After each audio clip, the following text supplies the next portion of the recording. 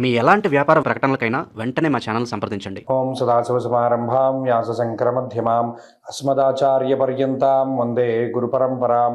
జ్యోతిష్శాస్త్రాన్ని భావితరాల వారికి ప్రసాదించిన ఋషుల యొక్క పాదపద్మాలకు నమస్కారం చేసుకుంటూ, అలాగే నాకు ఈ జ్యోతిష విద్యను నేర్పిన గురువర్యులు జ్యోతిష బ్రహ్మ కీర్తిశేషులు శ్రీ ఏరంకి సూర్యనారాయణమూర్తి గారు, సూర్యశ్రీ దైవజ్ఞ గారి యొక్క పాదపద్మాలకు నమస్కారం చేసుకుంటూ, ఓం శ్రీ మహాగణాధిపతి నమః, శ్రీ గురుభ్యో నమః, హరి ఓం. వీక్షకులందరికీ నమస్కారం.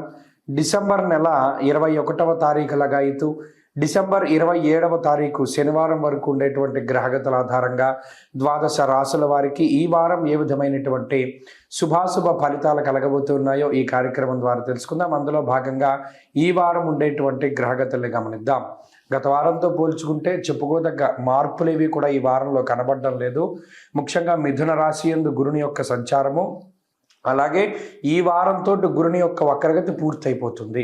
అలాగే సింహరాశి యందు కేతువు, వృశ్చిక రాశి యందు శుక్రబుధులు, ధనురాశి యందు రవి కుజులు, కుంభమందు రాహువు, మీనమందు శనేశ్వరుడు. ఈ వారంలో చంద్రుడు ధనురాశి నుండి మీనరాశి వరకు సంచరించబోతూ ఉన్నారు.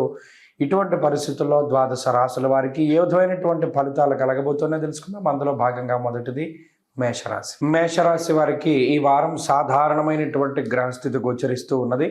గత వారంతో పోల్చుకుంటే గ్రహస్థితిలో చెప్పుకోదగ్గ మార్పులేమీ లేవు. అనుకూలించే గ్రహాలు కానీ ప్రతికూలించే గ్రహాల్లో కానీ ఏ విధమైన మార్పు లేదు.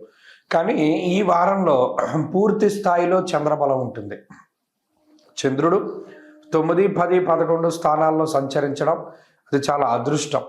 యథా మాత సుతాన్ రక్షే తథా రక్షతి చంద్రమః అన్నట్టు చంద్రుడు ఆ రాశిని తల్లిలాగా కాపాడుకుంటాడు. దశమస్థో యథా చంద్ర యత్ర కార్యార్థ సాధనం. అందులోనూ ఈ వారంలో ఉండేటువంటి చంద్రగ్రహ స్థితి మేషరాశి వారికి అనుకున్నటువంటి కార్యాలన్నీ పూర్తయ్యేటువంటి విధంగా యోగిస్తుంది.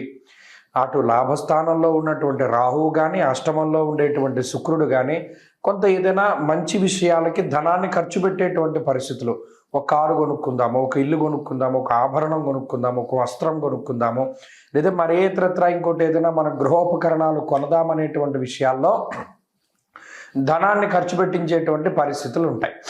అలాగే ఈ వారంలో కొంత శ్రమ ఉంటుంది. ప్రయాణాలు చేయడం వలనో, ఉద్యోగరీత్యానో, వ్యాపార రీత్యానో కొంత శ్రమ అనేటువంటిది అధికంగా ఉండేటువంటి మాట వాస్తవం. అయినప్పటికీ కూడా పడేటువంటి శ్రమకి తగినటువంటి ప్రతిఫలం వస్తుంది. ప్రధానంగా సంపాదించేటువంటి ధనంలో ఎక్కువ ధనం అంతా కూడా ఈ రుణాలు తీర్చడానికే పోతూ ఉంటుంది. అయితే ఈ వారంలో కొంత మానసిక ప్రశాంతత ఉంటుంది. ఏదో మనం అనుకున్నది చెయ్యగలిగాము అనేటువంటి స్థితి ఉంటుంది.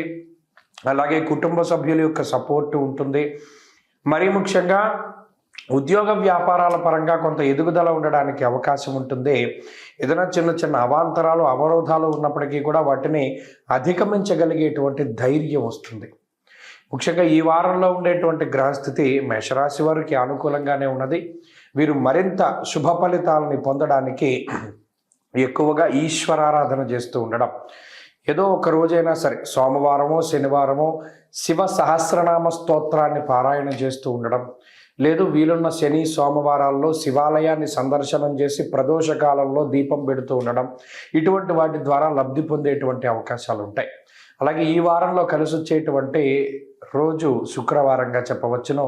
అదృష్ట సంఖ్య 4, అదృష్ట వర్ణము తెలుపు. తదుపరి వృషభ రాశి.